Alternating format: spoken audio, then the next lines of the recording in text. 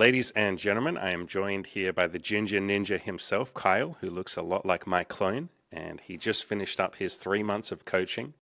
And Kyle, my friend, during all of that time, you did a huge amount of healing during your time in the coaching program. You healed after your divorce, and then you really embraced and went deep on a new relationship with an awesome woman that you met as a foreigner in Mexico, or Mexico. You achieved permanent residency, which was something that was super important to you. You learned Spanish, you became super fluent. You went very deep with, and you were very vulnerable with this girl that you've been dating. You made a ton of friends. You built an awesome social life. You cut out some family members who maybe weren't the best influence in your life. You helped coach a friend of yours to lose his virginity. And you even started, I guess you could say, a side hustle doing a little bit of coaching, and you made a little bit of money from that. So you've come a hell of a long way. How do you feel after going through your few months of coaching? Well, I feel a lot better than I did coming in. I feel like an emotional wreck coming in. Still remember our first group chat, and I was kind of embarrassed actually after the first group chat. Just like, what do they call it? Verbal diarrhea of like my whole life and boohoo me. Now I feel a lot better, and I've had a bunch of other people tell me like, man, you seem a lot more calmer. Like you got a good mindset and all that. And hey, that's exactly how I feel. Just a lot better. Chill. It's funny you talk about like verbal diarrhea on that first coaching call that you had with the group. I think that's pretty normal, dude. Did you have the sense of like, it's nice to just have a group of people listen to you and give a shit, and like you get to tell that story and be heard? Yeah, to be honest with you, this sounds funny, but I didn't necessarily say anything new. I've told all my friends that, like my close friends, my friends here in Mexico, but I think it was different. I think most people just don't know how to handle that, or they're just like, oh, I just want to be supportive. But the group setting, I was like, okay, I can tell all this. People will listen, they'll care about me, and they'll give me maybe like good advice or good way of like reframing things. So yeah. The point of the coaching, brother, and the point of like this community in general, and I think most like self-improvement communities is like people will listen, they'll love you, you'll feel heard, and then they'll tell you what to do. Like it's a very hmm action-oriented program. Obviously, it's a very action-oriented community in general. I'm interested to hear the why of why you came to coaching. Like, what did you want to achieve? Yeah, so it was a few things. I've been following your content for like a couple of years, inspired by it, especially by your website of just like putting a lot of shit out there about your life. I'm like, damn, that's kind of inspirational. That's a lot, but it's inspirational. So it's my way in a sense of like I finally felt like I got to support you, but at the same time it was perfect timing for me of just hitting this point in my life after a lot of like chaos of like I want to just take some time off, like take time out of work, take time out of school to focus on myself. And my two big goals were I was already here in Mexico, but to make myself or to give myself longevity here. And my two ways of that was getting a residency, like legally being here in Mexico, as well as working on my mindset, my mental resiliency in general. Yeah, in terms of the residency, you had stated quite a few times to us that you just sort of growing up felt like you didn't really have a home or you didn't really have a place in the world, I guess. And Mexico was you seeking that out.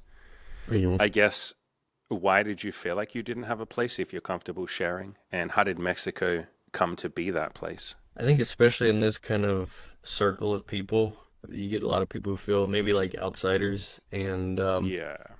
I know that's in a sense a story I've told myself, but it's also just something I felt a lot of my life. I was in the military for quite some time, almost a decade, so I moved around a lot. And just a part of that, like you move locations, you get new friends, and it's kind of exciting, but after a while you get tired of it of just like, man, I just feel like I just got to know this person, and now we have to leave. So my whole childhood, I was born and raised in the same place, but I wanted to leave it when I was a kid. So I finally get out, but then I bounce around a lot. I never really stabilize. So I think that is part of it, like that physical aspect, this world aspect, and also just like I don't know, I'm a little different from everyone, so I tend to have different interests. And anyway, so Mexico ended up being just an experiment. I lived in Texas right before I came here. I realized there was this whole world that just was closed off to me because I didn't know the language well, and obviously I'm not Mexican or Latino in any way. So I started studying Spanish, and then just life circumstances. I said, "The hell with it! I'm going to Mexico." Like I don't know when else I have this opportunity, money wise, freedom wise. I just got divorced. Actually, I moved down here before my divorce finished, and I just like fuck it, like I'm almost 30, like now or never sort of thing. So I'm gonna go try it out. And worst case, I know I can go back to the U.S. So that's what it was. And Mexico's just very familiar, like growing up in the U.S. and especially being in Texas. So I lived a couple other countries, but I don't know, just Mexico always felt like home. Every time I left, I was like, man, I just want to get back. Yeah, dude, massive balls on you. I've said this before. I've seen other people like move to different countries. We've had quite a few people in the coaching program. Mm. It's kind of a running joke between Cam and I that people come to the program and there's like a 20% chance that they move somewhere else. It just happens all the freaking time, man. And it's Yeah. funny how much like your location and maybe you would say the people that you're surrounded by influence you without you realizing it.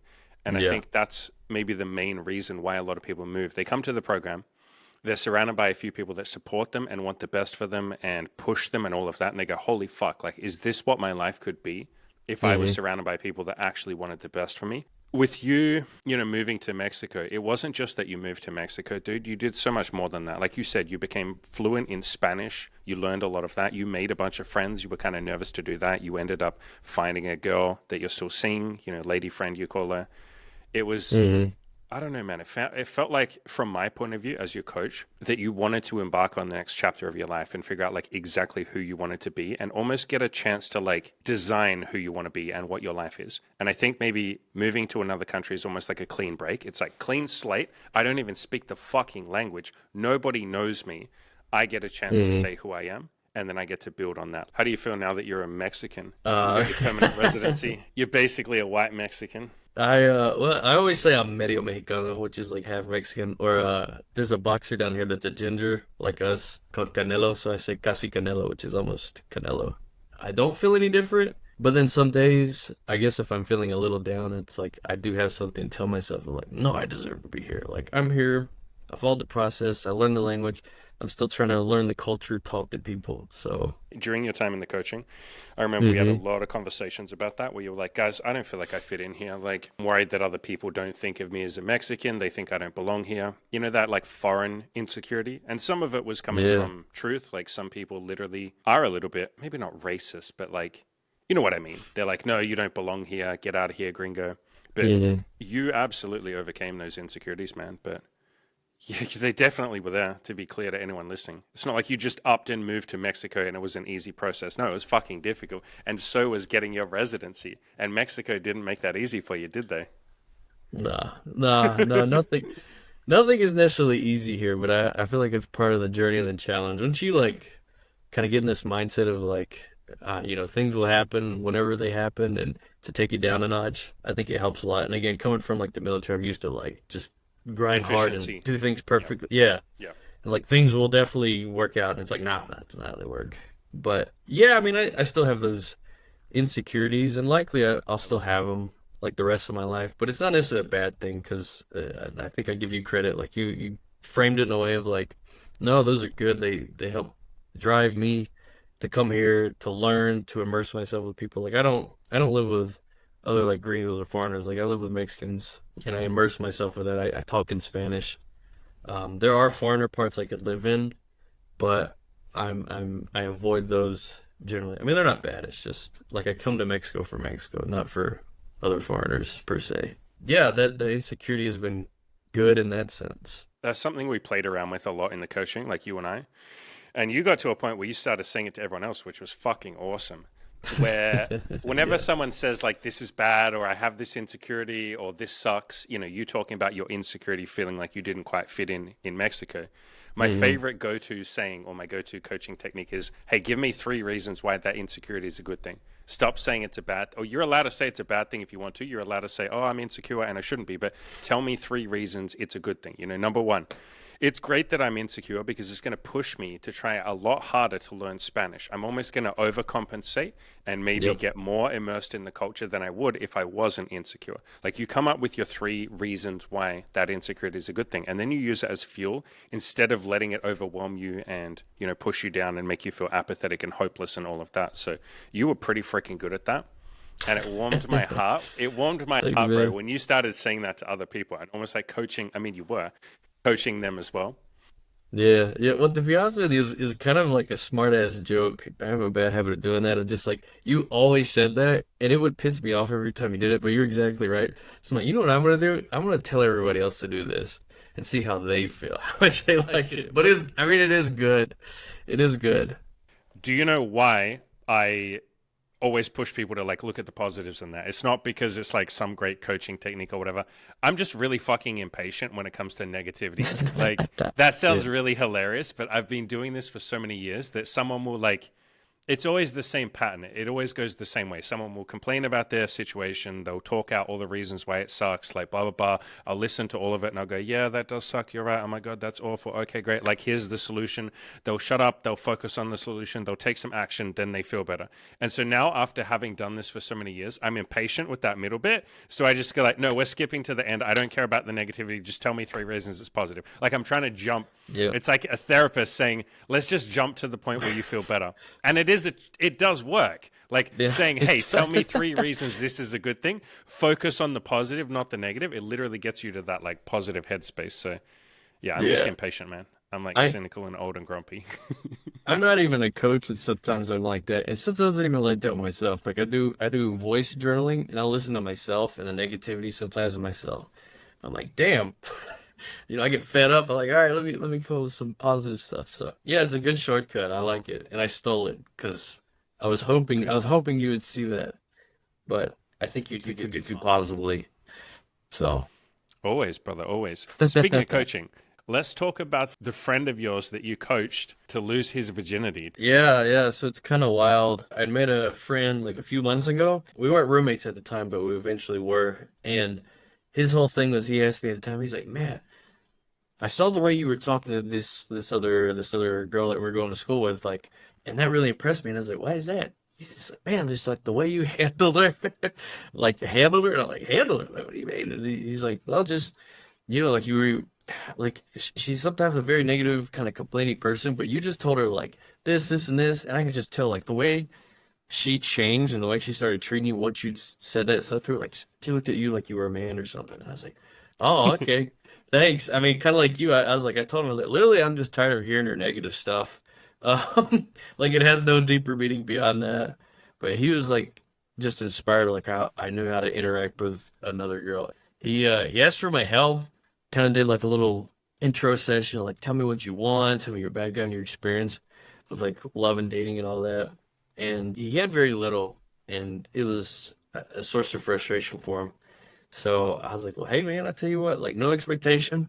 I was like, we can get together like once a week. We'll talk a little bit. I'll help kind of reframe some of these ideas you have because I think a lot of it is yourself. You're not giving yourself permission to have these Mm. experiences because he was already a pretty maxed out guy, like look good, in good shape, successful.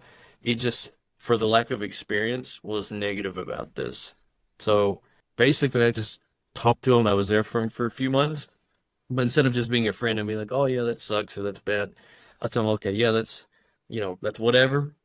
Here's what I would do to fix it. Or why do you believe this? Or why do you think this negativity is helping you? Like, I would just basic stuff like that. It was an accident, but after like 3 months, I wasn't even here in Mexico. I was back in the US. He called me and told me, like, yeah, man, like, I went out and I was talking to this girl and we like kicked it off really good. And I remember all the stuff you told me. He's like, yeah, and I just used this and this. And I could tell she was digging me. So I just said, hey, like, you want to come back to my place and blah, blah, blah. Boom. Just like that. Yeah, I told him, I was like, yeah, man, I think your biggest thing is like, you just got to give yourself permission. Like, if you want this, you got to give yourself permission before you will have this experience. You can't be mad if you keep telling yourself no, you know? I say this all the time. Let the girl be the one that says no. Don't say Hmm. no for her. So many guys don't try, or they'll half-heartedly try, and they maybe hit the slightest little hurdle, and then they give up because they're like, "Oh, it's not going to work. She can't be that into me. There's some Yeah. logistics thing that's in the way. I'm going to quit." Like so many guys who are virgins who might be listening right now, understand you're probably like 2 to 4 weeks away from having sex. You just haven't Hmm. really fucking tried. You think you've tried, but it's like you'll go out, you'll talk to a couple of women in a bar one week, and maybe they're not single, and then you'll go, see, it's not going to work for me, and then you won't try for like 6 fucking months. It's like that's not trying. Hmm. Trying is going out every single week and talking to women, or going on the dating apps and taking more pictures, and just like continuously trying. And like when you were in the coaching program, man, you were there where I'm not going to say his name, but the New Zealand guy. Yep. Yeah, he was in his like late 20s, I think maybe early 30s. Virgin, hadn't even held a girl's hand or kissed her, any of that, and had all the same limiting beliefs of like, I can't do this, I'm not good enough, maybe I'm unlovable. And then like a couple of months into it, or a couple of weeks into it, it's like he meets a couple of girls, has sex, loses his virginity, and it's like it really wasn't that hard, man. You just kind of overcomplicated it, like you said, by having these, I guess, negative thoughts or negative stories about yourself and thinking that it has to be some big, scary, crazy thing. No, you're just talking to women and seeing if they like you. And if they do, you guys have sex together. It's not that complicated.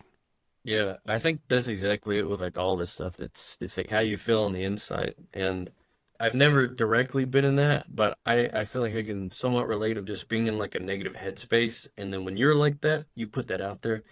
And then it's like, of course, 99.9% of the people on the planet don't want to be around you, especially women. So that's part of like your whole shtick is like everyone in good headspace, give yourself that permission, and then you can make it happen. Yeah. And even going further on what you just said, if you're negative, lots of people don't want to be around you and you make it harder on yourself to date. Hmm. You can kind of go a little further than that and say there are lots of women that do fucking want to be around you, but because you're negative, you don't try. And you say, well, what's the point? She's probably going to reject me anyway. And she's like, no, no, no, I like you. I'd like to keep talking to you, please. And you're like, nah, you're just saying that to be nice. And she's like, no, I'm not. Like, I like you. It's like, nah, you don't know me. Why would you like me?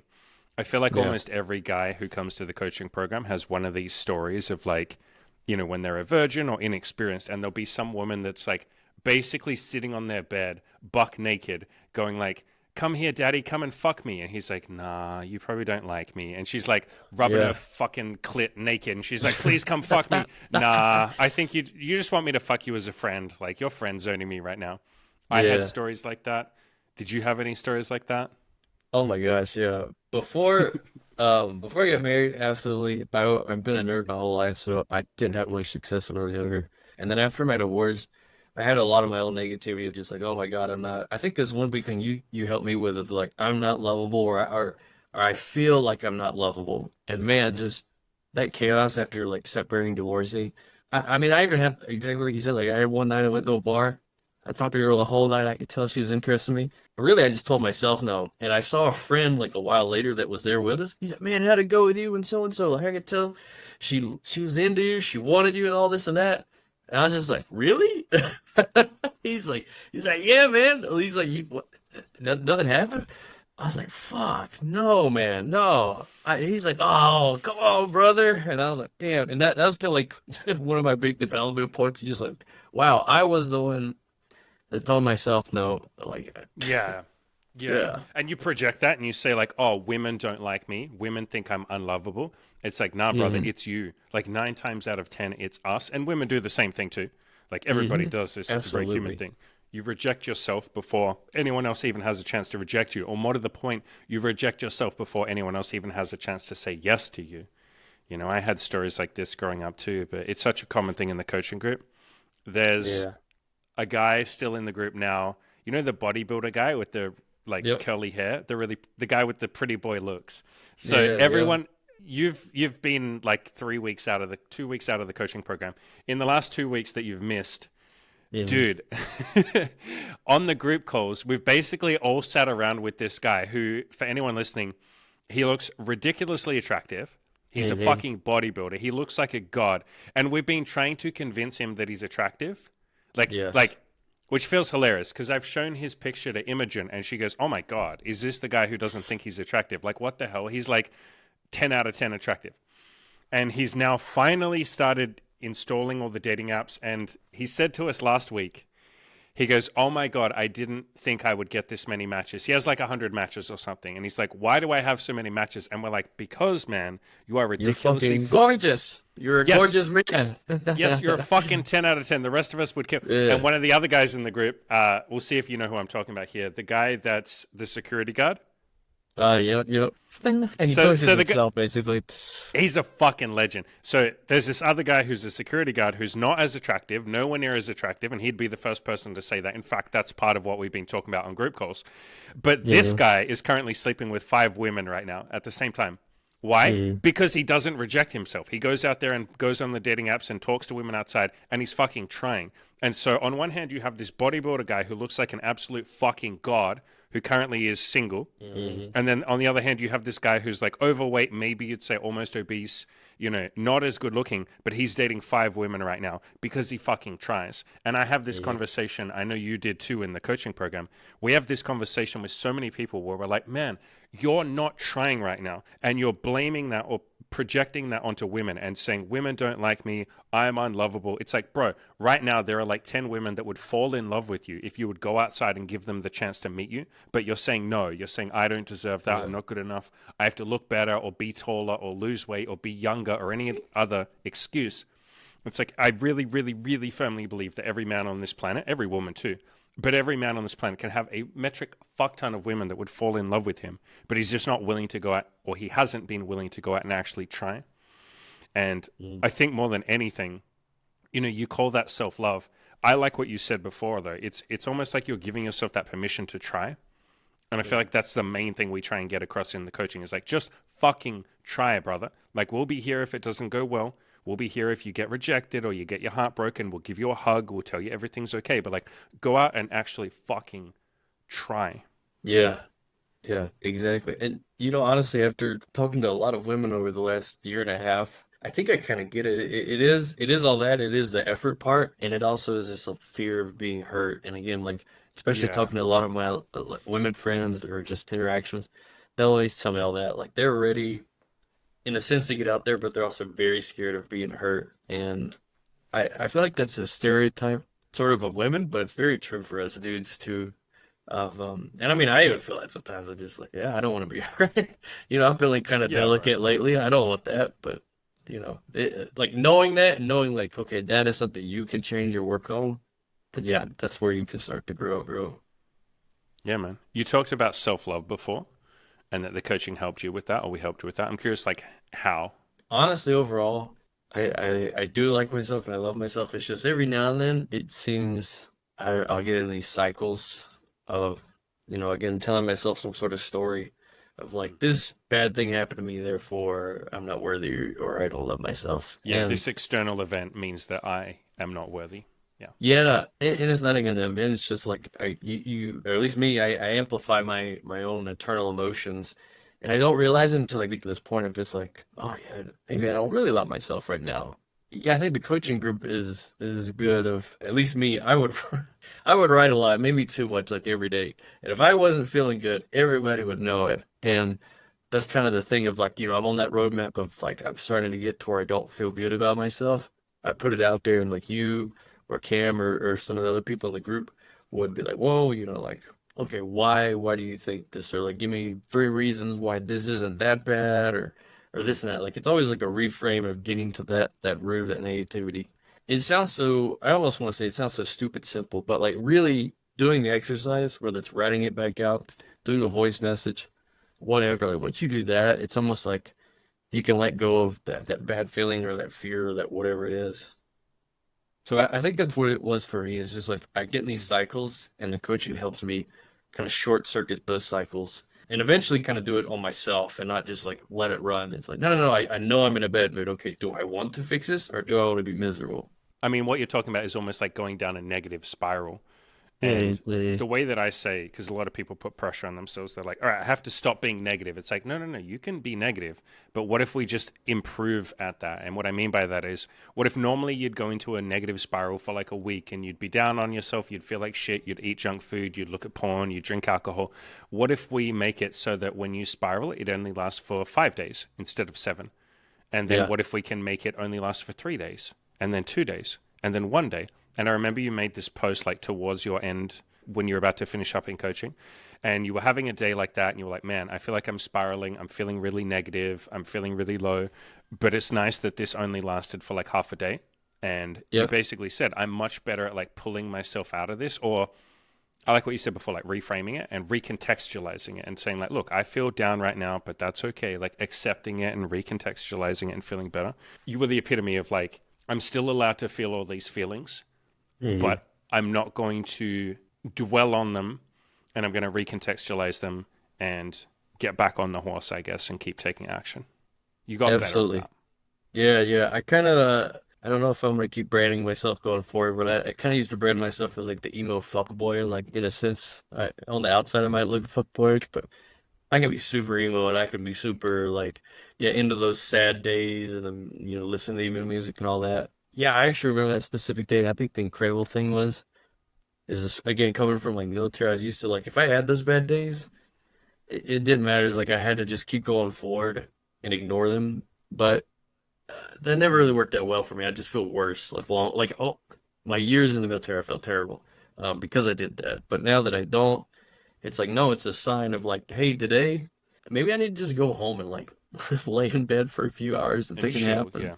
Yeah. and yeah, just take care of myself a little bit. We've had a couple of other people that come from military backgrounds, and yeah, there's almost like a very interesting pathway for ex-military guys, in particular in the coaching, where we Mm, basically try and get you to see, like, hey, listen, emotions are okay. It's okay not to be okay, because that is the exact opposite of military. Like, you would be dysfunctional if you're in the military and you're in the middle of a fucking battlefield or something, and you're like, guys, I'm not really feeling it today. Do we have to like yeah, shoot the enemy? Like, do I have to carry you guys and like protect you and carry all these heavy guns? It's just like it's so much work, guys. I just feel really sad right now. It's like, bro, your fucking buddy will die if you pull that shit in the middle of like when it's go time. And mm, so you're very much trained, like literally directly trained to suppress and bottle the emotions and go, we'll deal with that later. Like that shit, we'll deal with it later when there's no lives on the line. And fair enough, I think that's incredible. Like that is how you get through the day. But coming hmm back to like civilian life and then years later after military service, like how is that adjustment?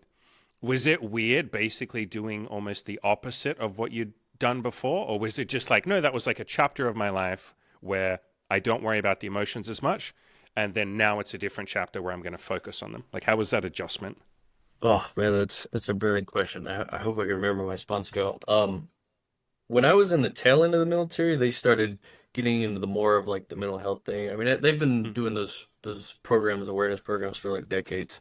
But I mean, we do them. We have those days and whatnot in the military, but it still always was very much of like, yeah, the mission first. So yeah, you have to still put yourself aside. I was good at compartmentalizing even before I got in, like as a child, just because of my family upbringing. So this is like the first time in my life kind of like I said, I reached this like fuck it point of like I have nothing to lose. I don't want my old life anymore. I'm gonna throw it all away. What do I have to lose? By yeah, let me deal with my emotions. Let me feel them. Maybe not even deal them, just feel them, not compartmentalize them. mm. Tell people about them, journal about them.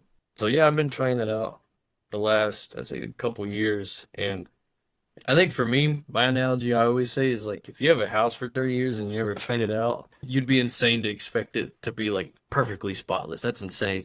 And that's kind of me. Is like, no, I've been holding everything in for 30 years. Like, of course I'm gonna feel this, but that doesn't mean I'm gonna feel a lot. I'm gonna feel very emotional or sentimental or sensitive forever. I just need to feel it for now, experience it, and move on. Yeah, it's like you're cleaning up that headspace. It's like you built up a whole lot of shit, a whole lot of like almost scar tissue in your head, a whole lot of hmm like limiting beliefs and pain and stuff you haven't dealt with. And we're just getting in there and cleaning that up a little bit, like making it Yeah. tidier, recontextualizing it.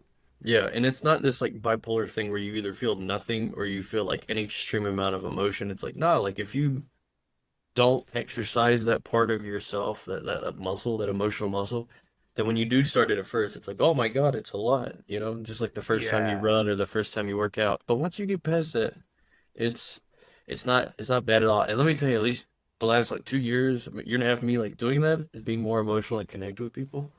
I feel like I have like the best connections I've ever had in my life with friends, with women, with everyone. And I definitely did not do that previously. Yeah, for sure. If anyone listening, if you look at the screen right now, if we're trying to like connect, like imagine my two hands are two people connecting. If we connect with one finger, you can kind of get like a little bit of a connection, but that's pretty easy to pull apart. If I now use two Mhm. fingers, that's like a little bit of a stronger connection. If I use the whole freaking hand, that's a strong fucking connection. And so if you're bottling up your emotions and you're only connecting on, I don't know, shared hobbies or something, it's like that's a limited Mhm. connection. But if you're Mhm. starting to add like emotions in there and you're being more honest and you're being more upfront and you're like sharing the real deep shit, like the vulnerable shit, that's a stronger connection. So yeah, it's funny you talk about like your connections are stronger when you're more open, honest, vulnerable, all of that shit. It's like, yeah, of course they are. But I think that maybe I'm projecting here, but at least for me as a man, I was taught like maybe by my father most of all, but society a little bit as well. Like, don't share your emotions. Like, that shit's weak. Did you Yeah. have that? Like, don't be too vulnerable, I guess. To be honest with you, socially, I don't feel it as much. I I think that is a valid point, but this is gonna be my own harebrained theory. I think a lot of people will say that sometimes about like societally, and I wonder how much of that is true and how much of that is just like kind of like a Projection. historical mean. Yeah, it's like a projection, like, oh, well, men were this way 50 years ago, so now I think I should be like that. There's I like have to some be like my guilt. grandfather. Yeah. Yeah, yeah. So, yeah, that exists to an extent. For me, not so much. I think it was just literally my family. Like, yeah, just like my dad was really the only one that was able to experience emotions. All of his were like very like angry and negative, and I could never feel anything or express my emotions because it was like his were more important. And I felt that like my mom catered more to him, even not my own emotions. So I learned as a kid I couldn't condition myself. Don't express them because they're not going to get me anywhere.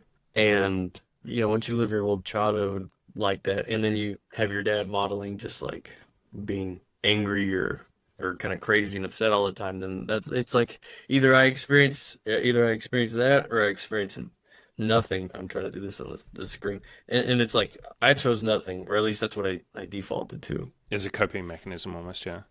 Yeah, do you Yeah, want to yeah. segue to your parents a little bit? Because something that you said was, as a birthday present to myself this year, I stopped talking to my parents. I realized Yeah. they've only really negatively influenced me by not supporting my goals, dumping all their negativity on me. So, what has that Yeah. been like? Because that's a big thing, brother. Cutting someone like family out. Yeah, absolutely. I'll talk about that. I want to say like I plan to go back to therapy in Hmm.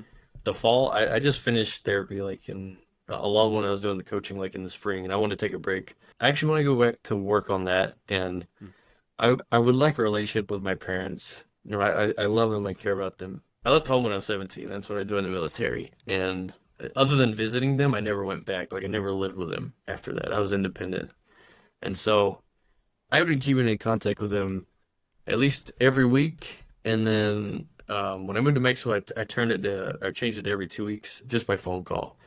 And it kind of hit me after a while. Like I know my parents love me; they want me to have a good life. But at the same time, anytime I felt like I told them something I wanted to do, they were very unsupportive of it. Whether it was something as small as like my major in college, to my career choice in the military and after the military, me getting divorced, me moving to Mexico, or bigger things like those latter ones. Hmm. And they would always just try to talk me out of it or be like, I don't know why you do that. Or I just realized every time I talk to them, I just come out of it like frustrated or upset. It's not that I don't want to talk to them, but it's just like, at least the person I am now, it's like, you know what? I need a break. I'm a grown adult man. And bottom line, like, what do I want? It's like, well, I want my parents to have a good life, and I also don't want to talk to them because they don't make me feel good when I talk to them. Or I don't make myself feel good, right? And I feel like that's something I want to work on, but I'm giving myself a break from them just so I can do all that. And I think I said in my post, maybe it sounds bad, but the only thing I regret is like that I didn't stop talking to them when I was younger. I'm almost 30. Well, I am 30. Damn, I'm already 30. I think that kind of gave me like a good signal, like, okay, this isn't the perfect outcome, but this is better than, It's a step. um, Yeah. yeah, exactly. It's a baby step in the right direction. Yeah, man. I think there's a big obligation, especially with family. Like you say, I regret not doing it sooner. It's like, yeah, but you had all that family pressure, that society pressure, that like guilt and shame of like, am I a bad person if I cut my own family off? They gave me life. They did this for me. And it's like you said, you love your family. You want a relationship with them. And I feel like that's almost tougher. The situations where it's very cut and dry, like let's say every day your dad would just punch you in the face like 10 times a day, and I don't know, your mom would come and be like, yeah, punch that little shit. Like, that's very easy to cut off. It's like, yeah, they're literally abusive. It's very Mhm. cut and dry. I'm going to cut them off. Goodbye. But the situations where it's like they love you and you can tell that and you love them, but you walk away from almost every interaction with this sense of like, I think I'm drained. I think I just lost Mhm. something. I think I'm a little Mhm. tiny bit worse off. That's almost harder to cut off because you're like, look, there's nothing hardcore seriously wrong. There's nothing black and white that I can point to and say, look at this abuse. But it's almost more nefarious because I see this all the time. People will stay in a family relationship, or they'll stay with friends, or a sexual or intimate relationship that maybe isn't adding to their own life, but there's nothing so unbelievably hardcore wrong that it's obvious that you would walk away. Yeah. And you end up staying almost out of obligation. And at some point you go, wait, I think over the last 10 or 20 years or whatever, this hasn't added to my life. But that can be harder to spot, man. So kudos to you for spotting that. Thanks, man. Yeah, I think in your own words, something you say a lot is it's almost like a playing not to lose strategy. Like you're Yeah. afraid of losing your parents, so you're going to keep them in your life. But like you said, you can't be open with them. You can't tell them what you really want. Because that's what it came down to. Is like I literally just learned I couldn't tell them what was really going on in my life. I just had to give them like the boring basics. Like this week I went to the gym a lot. This week I went to Spanish class. I'm like, okay, cool. But now like the deeper shit is just like every time I did that, it would just I never felt good afterwards. At least for me, it was a strategy of like fear and loss. I finally just hit the point of like, you know what? I don't care anymore. I mean, I do care. Just it hurts me too much to keep this going. So I'm gonna give it a break, see how this feels. In terms of people that do support you, do you feel like you have that with the friends that you've made there in Mexico? Yeah. Oh my God. Yeah. Yeah. Yeah. I've had like a good mix of like foreigners, like people not Mexicans, and then like Mexicans. I think at the point now I'm like mostly Mexican friends. But yeah, they're always super supportive, and sometimes they're good at even challenging me. Like one of my best friends here, he's like, "Oh man, like," and this is like a very cultural thing of just like, family's like a big deal. Like, one day, they're not gonna be here, and like, how are you gonna feel? And he doesn't say that in a bad way. It's just like, I think that those were good questions for me to ask myself. Even then, once I would tell him more and talk to him more, he's super supportive. So absolutely, I do have awesome friends now. Yeah, and it feels like you built that, like you sought out those kind of people, whether or not you realized you were doing it or not. But it Hmm. definitely, like watching you in the coaching program, feels like you opened up and built that sort of support network, especially in Mexico. We have this a lot, dude, when people come to the program, where it's like they almost don't know that friends are important or helpful. It's like they don't have any sort of support network. They have, like, we've had people come to the program that literally have zero fucking friends. And we're like, Yeah. bro, how are you getting anything done in your life? And they're like, well, I'm not. And it's like, yeah, because you have no one supporting you. And yes, this coaching program will help you and will support you and build that support network for you. But like, fuck, man, the first goal that we got to get for you is like, you have to go and make one or two friends. I think a lot of people come and they just think, I'll have sex or I'll make money and then I'll be happy. And it's like, bro, you have no one to share that stuff with. Like, you have no one that gives a fuck about you. Like, go and make Yeah. some friends. Yeah, man. I mean, there's nothing more beautiful in this world than like love and relationships. But I also think the same is like sharing those experiences with your best friends. It's just like laughing about like crazy shit you've been through with dating or whatever parts of your life. So absolutely. I mean, actually, that was kind of like one of many reasons that I wanted to move to Mexico because Mexican culture, I think in general, is a lot more social than American culture. Yeah, you got that friendly, like Spanish culture. When you're in Mexico, you met a woman. Let's talk about her as well, because you went kind of deep with her. You opened up a lot more and were a lot more honest. And that was something that we talked about quite a bit in the coaching, where you were like practicing your honesty, practicing your vulnerability. Yeah. I guess in a way, like, how did she help you heal? Did she help you heal after your divorce? Because she was the first person you dated seriously after your divorce, right? No. No, I had a girlfriend Okay. before her. Yeah, yeah, but she did help me a lot. I guess, yeah, quick timeline. Like, I moved here last fall, and I had a girlfriend last fall in the same language program I was in, but she went back to her home country. So I told her, like, look, your life's important. I don't want to distract you. Like, you need to focus on your career and goals and all that. So, we ended it. And yeah, I got in a new relationship with this new chick. Yeah, she helped me a lot. I was really a mess at the beginning of this year. We talked about that a lot of just like I kind of came off like too guarded and like I was too just like afraid to tell her how I felt. And I think part of Yeah. that was just because I wasn't used to telling like another woman that per se, like some things, but not everything. Yeah, I was in a fucked up headspace for like 2 months this year. And I finally reached a point where I decided with her, I was like, I either need to like be honest with her and tell her everything, or I just need to break it off with her. And I was actually gonna break it off with her. Yeah, Um, I remember. yeah, We talked about yeah. that a bit, yeah. Yeah, I had a few of those. Mm. And I finally just had a point one day I was like super emotional and I was thinking about it and it hit me. It was just like there's this wonderful woman that's in front of me and she's like super awesome, super nice, and I'm the one telling myself like I can't tell her these things. I gotta hide these things. Yeah, you were holding back a lot. Yeah. Yeah, yeah. I just realized like damn, like I have this wonderful person in front of me. And I'm literally the problem. Like I keep telling myself, and I told my friend at the time, like, ah, she did this and she did this, blah blah blah blah blah. Like I made it seem like her fault. And then it hit me like, no, holy shit, like this is me, you know? And honestly, like I'm at that moment, like I was still hurt, like going out of my divorce and hurt from like losing my friends that were only here last fall, and even my girlfriend that was just here last fall. Like I was hurt from all of that, and instead of me like doing something with that or like thinking about it or working on it, like I just could have projected all that at her. Like, oh, she's not texting me, she's not treating me right.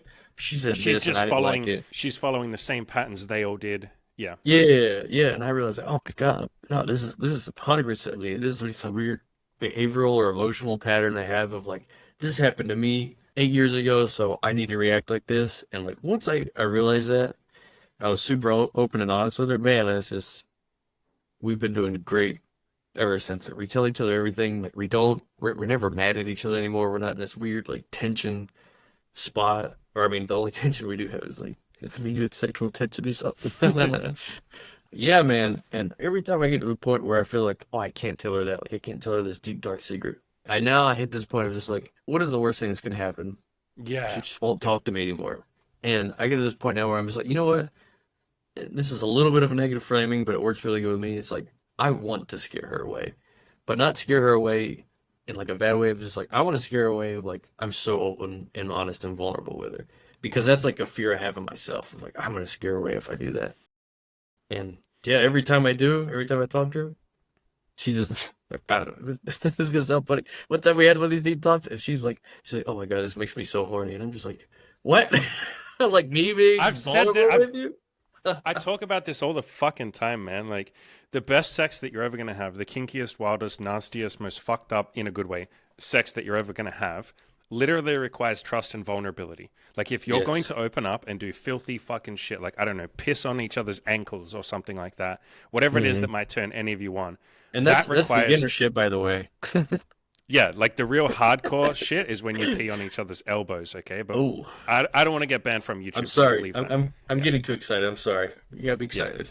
We'll take a little break here. But if you're going to have that like kinky, crazy sex, that requires trust because you need to know that the other person isn't going to reject you or judge you or say that you're disgusting or say that like that's gross, I'm not going to see you anymore. Like Hmm. kinky, filthy, intimate, amazing sex does require trust. You also need to know that the other person will care about you and that they will stop if you reach a boundary, that they want you to have fun, especially in the kinky, crazy sex. And how do you build trust? By being fucking vulnerable and sharing Hmm. something that you're scared the other person will judge you for. And so I say it all the time, man. Like, there's this thing that comes from, I guess, like, I don't know, Hollywood movies and shit like that, where it's like, if I can be this stone cold alpha male like James Bond, where I never fucking share anything, then she'll be ultra horny for me. It's like, yeah, temporarily. And then at some point she gets bored and she leaves every single time because it's like, wow, he's a one dimensional character who has no depth to him and won't let me Hmm. in. And we've been dating for 6 months or 2 years now and he still won't fucking let me in. Fuck this. I'm going to go cheat on him with someone else or I'm going to leave. But if you're able to be a little bit more honest and open and vulnerable, that's where the real fucking magic comes. And like you said, yeah, 9 times out of 10, they're like, holy shit, this makes me horny. Holy shit, this makes me respect you more. I admire you. I can see how scary this was for you. And you opened up to me. Wow, you're brave. I literally think more of you. So, yeah, man, I'm absolutely on board with this shit. And I know how scary it was for you to open up with her because you would Hmm. tell us all the time. I think something else you were doing, man, was you were kind of like, this is such a fucking classic thing. You were trying to project into the future and say, like, can I see myself dating her for the next like 5, 10, 20 years? Like, and Hmm. if Hmm. not, then I shouldn't be with her. And it's like, bro, Yep. calm the fuck down. You don't have a crystal ball. Is she adding to your life right now? Yes. Are you adding to her life right now? Yes. Are you both happy right now? Yes. Then what is there to think about? Like, continue dating each other and see what happens and build something. So, yeah, as soon Yeah, as you get man. out of your own way, you might find you have a beautiful relationship right there in front of you. Absolutely, absolutely. And just for the viewers at home there, one thing we didn't mention is me and this chick, we're at this moment we're literally nothing. Like we have no label. And for me this Mm. is like the first time in my life of like doing this of just because yeah, I was married for almost a decade, so I very much had this idea of like, okay, you like someone, you tell them, maybe you go on a few days, your boyfriend, You lock him girlfriend, down. then You you make like, him yeah, yours. You don't exactly, let that fucker you, leave. You're mine, exactly, you bitch. trap them, you're not Yeah, going and nowhere. she's like, you're mine. That dick belongs to me. She puts a little collar and leash on it. She drags you around by the balls, and you drag her around by the fucking neck. You lock Yeah, each other yeah, down. Yeah. exactly. And I realized that I don't say this as like insult anyone else, but I just realized that was like a pattern in my life. Like, yeah, I wanted to lock her down. Okay, why do I want to lock her down? Well, because I like her a Insecurity, lot. But fear. yeah, I like her a lot. She makes me feel good. Yeah, why? Oh, okay, because I'm afraid of being alone. I'm insecure. I don't think I'll ever find anyone else that likes me. Not even just like I like her. It's like, no, I think nobody else will like me. Mm. And yeah, that was like a lot of like kind of weird subconscious behavior that was driving. I think my our initial interaction was just like, again, I'm playing not to lose. I gotta be too cool. I can't tell her everything. But like I said, I hit a fuck it moment of just like, if I have to feel like I'm lying to this chick to keep her around, Yeah. or I can't be open and honest with her, like that is literally like my marriage. And I don't even say that as a bad thing to my ex. That was a problem with myself. I was too afraid to tell her things. Like we were worse off for it. And I just after I left that, I'm like, I'm tired of being inauthentic and all that. So it's like, fuck it. I'm gonna tell her everything. If she don't like it, I don't care. I'll find somebody else.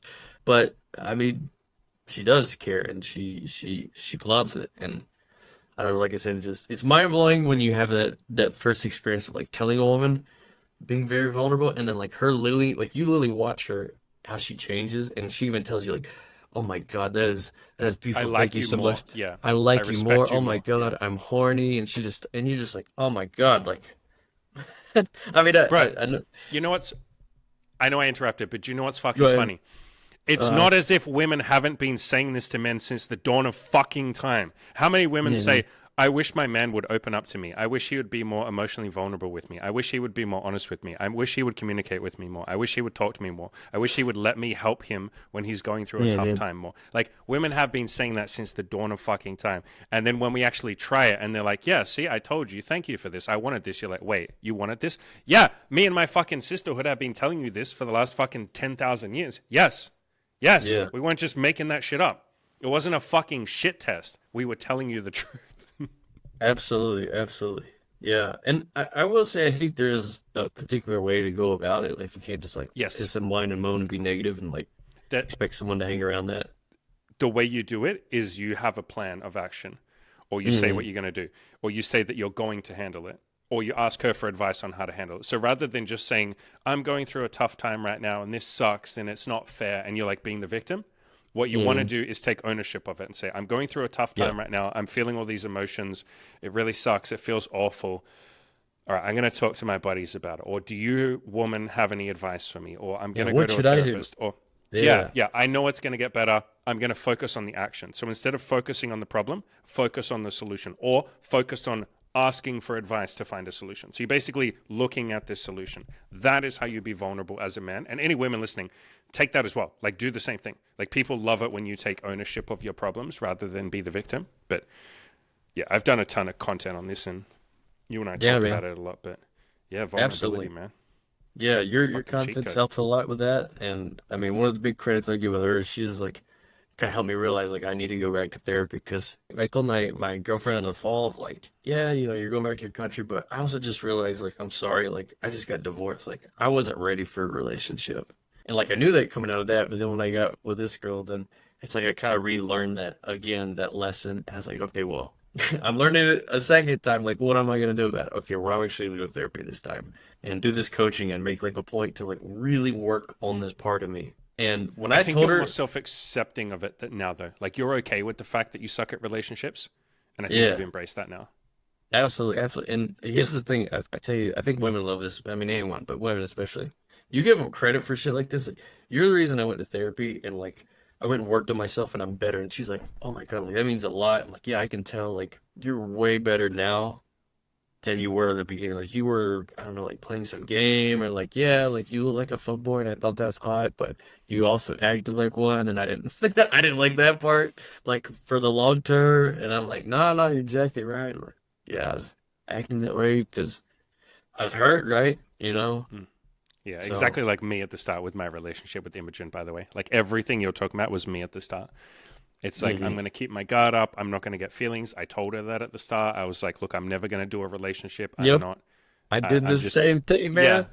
yeah. I'm emotional. I told her I'm emotionally not available and I'm physically not available. Like, what the hell does that even mean? Hi, you're standing up for nothing. No, I tell you what, you are offering her though. In that moment, and hey, it worked out for her. Uh-huh. You did a lot of the work, but what you were basically communicating there to her is like, I'm a work in progress, and maybe you Mm, can help improve me. Maybe you can help like make me better. That to every woman is like, holy shit, yes, please. This is like my number one fantasy. Now, she won the lottery in that you are a person that did improve. A lot mm, of men know. They're like, hey, I'm a train yeah. wreck. And she's like, I can change him. And it's like, nah, you can't. I'd say Yeah. 95% of the time, like, he has to be willing to change. You already were because you're already on that self improvement path. So, any women Mm, listening, if your pussy starts getting all wet when you think, oh man, a work in progress, like I can change this man. It's like, look for evidence first that he is the type of guy that's already improving. Like he has to mm, have some evidence that he is on the self improvement path. I'd already achieved a whole bunch when Imogen met me. You already had too. So, yeah, let's be very clear on that. Like, women, do whatever you want to do at the end of the day, but maybe don't go hunting for like a man who's a work in progress unless he actually has made some changes. Don't just go get some like fucking deadbeat homeless guy who plays fucking World of Warcraft 12 hours a day and smokes fucking weed every day and does nothing and has never improved anything. That mm. usually doesn't work out the way you want it to. Yeah, yeah. And I mean, shout out to the ladies there for, God bless them for being patient with Thank you for trying. Yeah, thank us. you for, Yeah, yeah. absolutely. And I mean, I know men do it too. I feel like I've done it in different Oh, relationships I've had before men want too. to be like Captain Save a Ho too, as well. Yeah, we want to be the we want to be the like knight in shining armor. You know, do you know how many Yes. guys like fall in love with prostitutes and that they're like, I can save her, and it's like maybe, yeah, like maybe, but like, couldn't you just improve the life of someone who doesn't need saving, Yeah, or is already on the path of like improving themselves? Anyway, agenda over, absolutely. TED talk Yeah. over. Exactly that. The bottom line is your woman is amazing, and more to the point, you're amazing too, bro. Like you Thanks, guys man. really went deep and vulnerable and open. And I loved every time you'd come to the group and share and be like, look, I had this conversation with her and I was super nervous to talk about this, but it went really well. And I was second guessing what I should say and I was overthinking it. Like before I Mm, went and spoke to her, I came up with like 50 different ways I should say this. But at the end of the day, I just sat down and said, I don't know a good way to say this, but here's the truth. And that always seems to go pretty well. Like rather than thinking of the perfect way to phrase something, you just kind of blurt it out and go, look, mm, this is going to mm. be clumsy, but here's what's on my mind. Let's talk about this. Absolutely. And I mean, honestly, if you're with a good person or a person that you have like a good natural whatever connection with or no connection, I mean, they can respect that and they can handle your imperfection of that, right? Again, if you feel like you need to walk on eggshells all the time, maybe you're with someone. I know no one wants to hear this, but maybe you're with someone you don't need to be with. Or maybe you need to give yourself that opportunity to break the eggshells and see. Yeah, half the time you don't need to be walking on eggshells, but you're the one fucking doing it. That was definitely Yeah, the case in your situation. It was absolutely the case with me as well. And Imogen was doing the same thing. It's like you're tiptoeing and afraid to open up and afraid to really share because you're like, oh, I don't know if I can trust them. And it's like, trust is one of those things where, at least at the start, it is a leap of faith. Like the way you build trust with someone is by going first and being vulnerable and seeing that they react in a open-minded, positive, non-judgmental way. That literally requires you to do something vulnerable first. Like you cannot have trust yes, without yes. vulnerability. Like that is how it is built, because otherwise it's false trust. Like I don't trust you until I know there was a moment you could have hurt me but you didn't. Mhm. That's how I know I can trust you. Or a moment where I'm weak and you could just ignore me or walk away, but you were there for me. Like that's how you build trust. And so that does require vulnerability and that does require you going first. And I think a lot of people sit there and say, I'm going to wait for them to show me that I can trust them. Like they need to earn my trust. And it's like, no, fucker, that's not going to happen. You got to go first and see what happens. And that is scary. You might get Absolutely. rejected. You might get hurt. Yeah, I think it's exactly what it is. There's almost just like initial little hill you gotta get over. But Yeah. once you get good or better at that, then I almost feel like at this point, oh my God, you're so open and honest. At this point, I don't even feel like I'm being vulnerable anymore. It's just kind of Yeah. like me. But Because like you, a year ago, absolutely, I was being vulnerable. Like I was like, my heart is on my sleeve. I'm hurting right now, but let me please tell don't you destroy everything. me. Please be Yeah. nice to me. Yeah. Yeah. Yeah. And at some point, it's almost like exposure therapy. You've been Hmm. vulnerable with so many different people, so many different times, and you've seen that 99% of the time they're nice to you. And the Yeah. times when someone isn't nice to you, they were just having a bad day, or maybe they're going through a rough life or something. Like, you don't take it personally. And so Hmm. basically, what you've shown yourself is 99% of the time it goes well. And even when it doesn't, that's okay too. Now I have nothing to be afraid of. I think the reason that people aren't vulnerable is solely because they live in fear of like some terrible thing happening. Hmm. But Hmm. that fear is like made up. It's almost never a fear based on reality. Or another way of phrasing that is maybe one time or a couple of times you were rejected and you took that so personally and you clung on to that. Like you said, something that happened to you 8 years ago, or a relationship that didn't work out that you're just like terrified will happen again. And so you live in fear of that, like almost like a boogeyman, like something that hasn't happened. And you go up to the next person, you meet them, and you're terrified that they're going to reject you. And it's like, this person hasn't done anything to you, but you're painting them with the black brush of like what someone else did to you in the past, or what you did to yourself in the past. But this person is a new person. Like, give them a fair Absolutely. chance, a clean slate.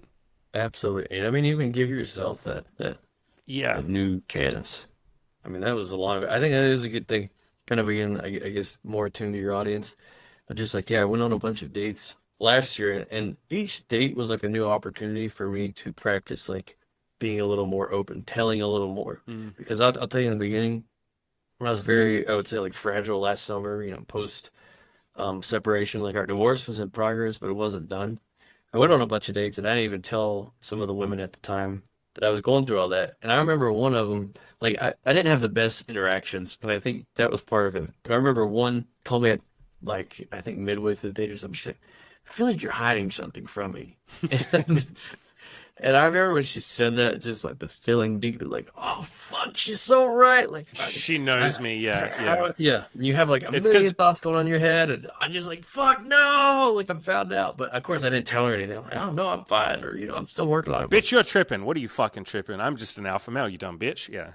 yeah, yeah. But I mean, it was incredible. Like, not only did she realize that, but she also told me that, and I was like, damn. But no one ever tells me that anymore because I tell them too much at this point. Yeah, it's funny you say too much, though. There is no too much. Like, if you're ever too honest for someone, they just leave. Mhm. And they don't ever tell you that it's you. They're not comfortable with honesty and vulnerability. And so they just leave. Like, it's more a reflection on them. And I think most of the time they know that. And not to criticize them. Like, you and I Mhm. were not vulnerable, a couple of years ago. So it's more they Yeah. just feel uncomfortable and they slowly leave. They exit stage right and you never speak to them again. Like, I don't think I've ever had someone say to me, "You're too honest." Because, like, who the Yeah. fuck says that statement? You're too honest. Ah, I have no idea. Yeah. Yeah, actually, I only say too much. It's almost like one of my mottos for myself. I have a bunch of tattoos. I'm not gonna pretend like they're all deep. You could probably see that I have like todo bien, which means like all good on my hands. I also have too much right above my knees, and I partially got those.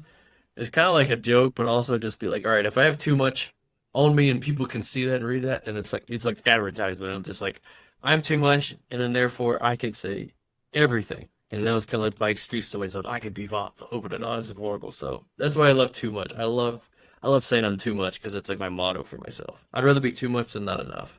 Yeah, it's kind of like the pendulum swing that people do, where it's like we go from one extreme and then we swing back the other way to the other, and then we usually like find some point in the middle. Like, for instance, let's pick honesty and vulnerability. Maybe you've been completely non-honest and non-vulnerable and you've held back and you've kept your walls up. And so we tend to then swing the opposite and we go like, okay, what if I try being too honest and I say Yep. too much?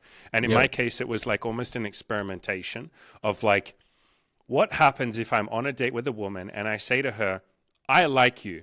I would like to have sex with you. Would you like to come Mm-hmm. back to my apartment and have sex with me?" Like, that's too honest. Most people will say that's too honest, bro. You have to like say, "Can you come back to my place and do Netflix and chill?" But it's like, I want to know what happens if I do that. Like, what bad thing happens? What am I so fucking afraid of? What are you all at home listening so afraid of? Like, what terrible thing happens if you're too much, so to speak? Why does that have Yeah. to be a negative reflection on you? And you very much strike me as someone who's done a lot of experimenting. Like, what bad thing I've had happens that. if I'm, I've had something like that. I was on a date. yeah. Yeah. It's like, what am I so fucking afraid of? And nothing terrible ever happens. The person just says, oh, no, thank you. And you go, oh, okay, Yeah. cool. Like, that's it. You remember one of the guys, I think it was before your time. I can say Hmm. his name because he's been on the podcast. A guy in the coaching program called Avi. He's in the Discord, like the Hmm. members only community. And he was one of the most honest people on dates. And he had all these fears too. He's like, I can't just tell women that I want to have sex with them. I can't just tell them that I think they're pretty. I can't just say, like, I want to kiss you. And we pushed him and encouraged him to just experiment and see what happened. And he was on a Right. couple of dates and he was just like, you're so hot, I want to kiss you. And both girls were like, you can kiss me. And then he made out with them. Um, And then he experimented with saying to a woman, within like 15 minutes of a first date, you're so hot, I want to have sex with you. And he was so utterly terrified of saying that because he's like, but she'll think I'm a pervert. She'll think I'm disgusting. We haven't gotten to the right point yet. It's not the right time. It's not the right moment. And he tried just saying it. And they were like, they blushed, obviously. And they were like, well, maybe not yet, but I like that you're so honest. And he had this yeah. incredible fucking chemistry with these women and did end up having sex with them like the next day by just being fucking truthful. And I guess you'd say vulnerable and showing Yeah. himself that nothing terrible happens. Like most people live, understand that your biology, I guess you would say your ego and your brain wants two things. It Hmm. wants more and it wants safety. And so it Yeah. lives in fear and greed. You could almost say that. And those aren't bad things. Mm-hmm. Like that's just how the ego is wired. Because that's safety and security. That will stop you from dying. If you can get more and more and more, like greed, like if you can amass more money, more sexual partners, more food, more safety, more mansions, all of that, you're a little bit less likely to die, or a lot Yeah. less likely to die. And if you live in fear, like you're trying to avoid something negative happen, you're more likely to survive. So those two things, it's just how our brain works, how our ego works. It's beautiful programming. It's what's kept us alive. But Yeah.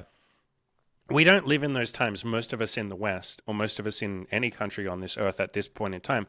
We're not about to fucking die because we walked up to a woman and said, hi, you're sexy.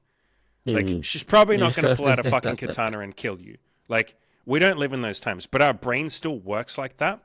And so, Kyle and I might sit here and say, what if you just try being vulnerable? And your brain, your ego, your programming, your biology will kick in and go, no, something bad might happen. I might die.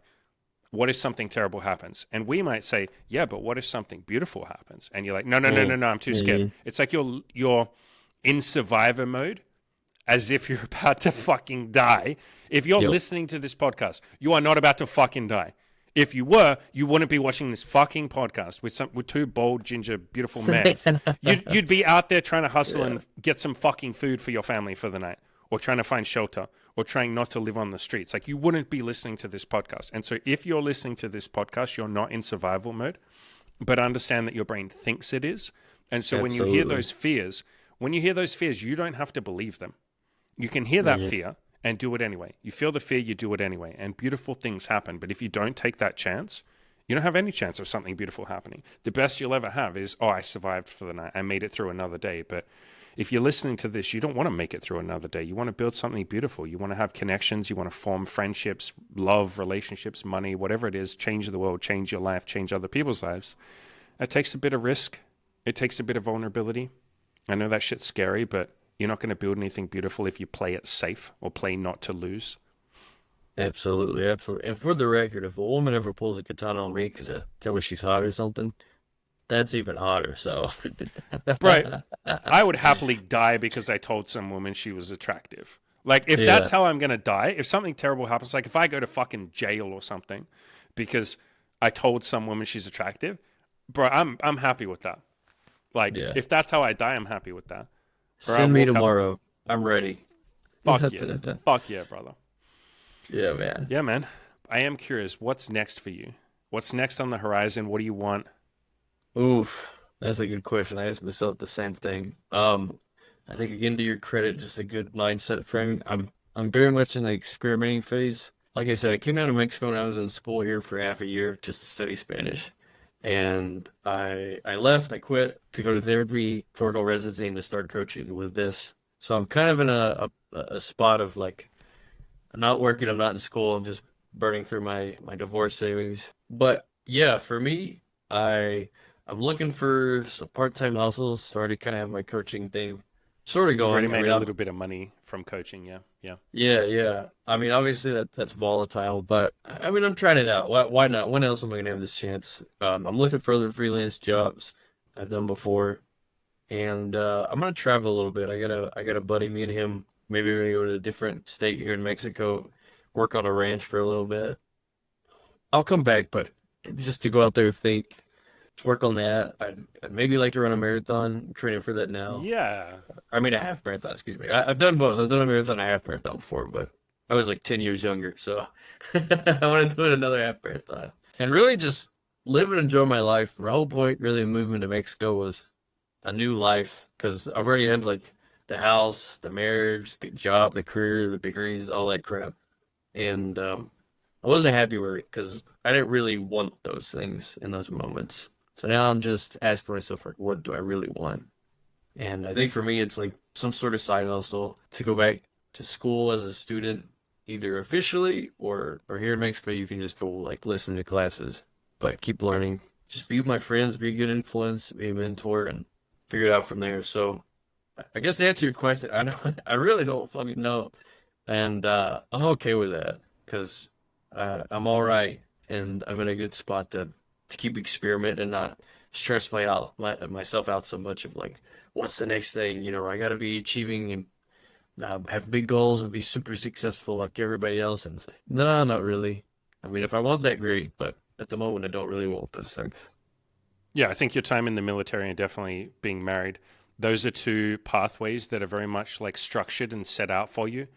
And it feels Hmm. like now you're going from that period of your life with structure and like a predetermined plan, a predetermined pathway, to now kind of the opposite of like, what if I live in the moment? What if I chill out a little bit? What if I be a true Mexican, which means just going with the flow and enjoying Yeah, man. things, right? Yeah, it's beautiful, man. Absolutely. I love that. Yeah, absolutely. Honestly, I always feel like this. I think now that I'm 30, I'm like, this is like my second chance in my 20s. Like, I kind of skipped my Mm. 20s. I went and did all the other crap. And then now that I'm 30, it's like, no, time to live my 20s for a little bit that I didn't live. So, Yeah, man. yeah. And I mean, worst Yeah, days, I beautiful. always know I can go back to the US, work, and do whatever I did previously. So, Hell yeah, yeah. brother. Yeah, Yeah, man. amazing. If someone is on the fence about coaching, but they're sort of thinking about signing up, what would you say to them? My no shit advice is come into coaching with what maybe not necessarily a problem, but just what you want to work on. But even then, if you're not sure, if you're very lost and you want some help with that, coaching is the way to go about that. And what I would say is, yeah, you're on the fence. I'll even use a little bit of your own advice. If you're not ready yet, that's okay. No, it'll always be there for you. But I at least feel like I got a huge amount of value out of it. Just meeting more people, expanding like my network, not just to like friends, but people who want to be better, to improve, and that really care about you. And I don't know if you're already following Amy's content. I think you're probably already in this. You already like this kind of flavor of the philosophy of coaching. So it's like, yeah, fuck it, why not? Like, what do you got to lose? Fuck it, why not? It's a pretty good bit of advice, yeah. Any final shout outs? Oh, bunch. Well, I want to be careful. I don't want to say everybody's name, but I'll just say shout out to like all my friends here in Mexico and in the US as well. All just the people I met, especially over the last half year. I've grown an incredible amount. I didn't do it alone. Yeah, I mean, finally, for you, I mean, I guess that is maybe a secret project. I don't know if I said this. I'm working on my own website that's like yours. I'm really coming at it from the idea of it's just like a journal. Like I have a fuck ton of journals already written. I'm literally just bringing them together at this point. I was inspired by you, like seeing your website of like, holy shit, this guy's insane. Like putting his whole life out there. Like, oh my God, like this is what he looked like 10 years ago, and he's like sad and depressed. And here's him butt naked threesomes and stuff. I don't know if I'm gonna get to that point to be honest with you, but it's still inspiring to like, wow, someone can be that open and honest, and why can't I? Like, that's been my biggest fear a lot of my life. So now, fuck it, I'm going for it. I'm gonna put it all out there, and if no one ever reads it, I don't care. But at least I'll have it out there. So maybe that is my secret next step too that I'm working on. My website is already up by the way, except for my web hoster blocked me, so I gotta find a new one. Man, I'd love to see what you have to put out in the world. I think you inspired me a hell of a lot in your time in the coaching. I know you inspired a lot of the other guys in there as well. You'd often write these big, long replies to people and they'd get a hell of a lot out of it. I can see why you want to be a coach. I can see why you want to start a blog. And I'm grateful for you, man. I'm really glad that you came through the program. I'm glad I got to know you. And Yeah, yeah. nothing but love for you. I appreciate Thanks, it. man. Another love for you, like I said. I'm the low budget, short bald Angie Ginger also. I'm just following in your footsteps. You inspired me, so that's what I'm doing, and I appreciate that a lot. Thank you, brother. Yes, sir. Thank you. You've been sitting around trying to achieve your goals on your own, making a little bit of progress, but nowhere near what you know you're capable of. Time to get serious. Ravi got serious by joining my coaching, following in my footsteps, and creating his own kick-ass coaching business, motivating other people and changing the world. Joe had a ton of sex and learned to open up deeply with women. He started his own successful photography and dating business, quit his job, and he's earning lots of money. Jack went all in with his sex life, moved across the country to pursue his dreams, had a bunch of wild sex and a threesome, quit porn, and made connections in the LA party scene. Click the link to coaching in the description below. It's time to go all in with this thing and do this thing for real.